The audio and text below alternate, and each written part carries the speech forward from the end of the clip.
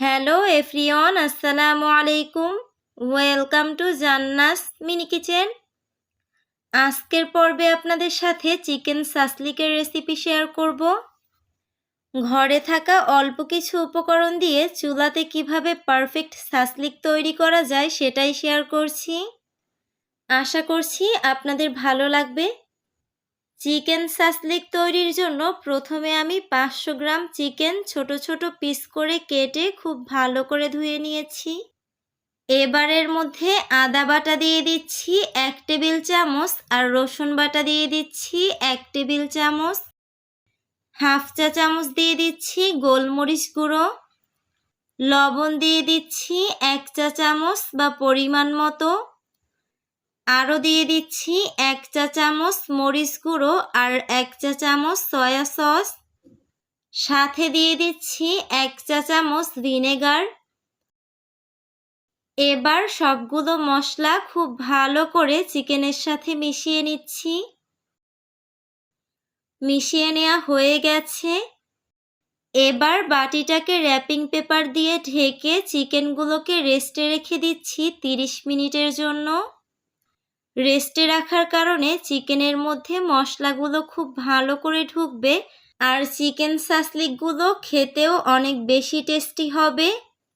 আর হ্যাঁ, wrapping paper যদি আপনাদের কাছে না থাকে তাহলে আপনারা যে কোনো প্লেট বা ঢাকনা দিয়েও বাটিটাকে ঢেকে রাখতে পারেন। যাই হোক, এবার সাসলিকের কাঠিগুলোকেও 30 মিনিটের জন্য ভিজিয়ে রাখছি।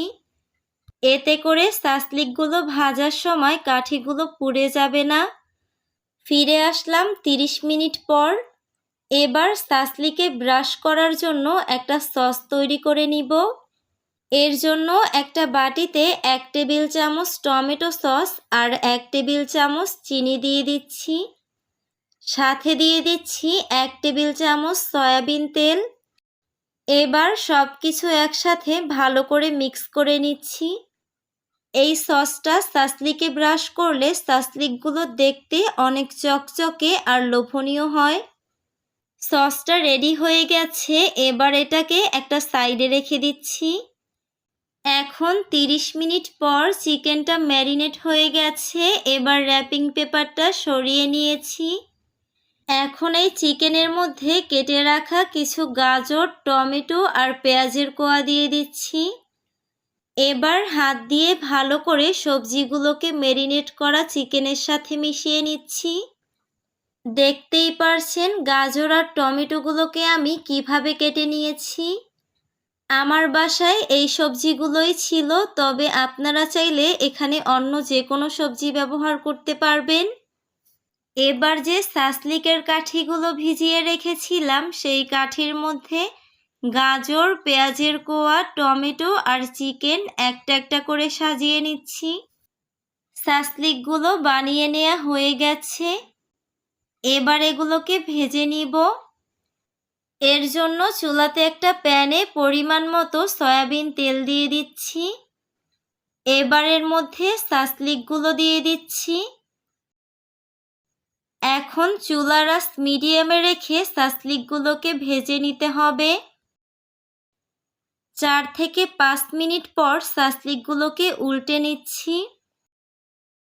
এবার যে সসটা রেডি করে রেখেছিলাম সেটা বারবার উপর থেকে ব্রাশ করে দিচ্ছি।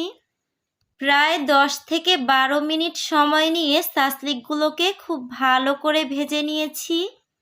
ভাজা হয়ে গেছে। এবার এগুলোকে তুলে নিচ্ছি। চলুন এবার আপনাদের সার্ভ করে দেখানো যাক। দেখতেই পারছেন চিকেন সাসলিকগুলো কতটা লোভনীয় লাগছে।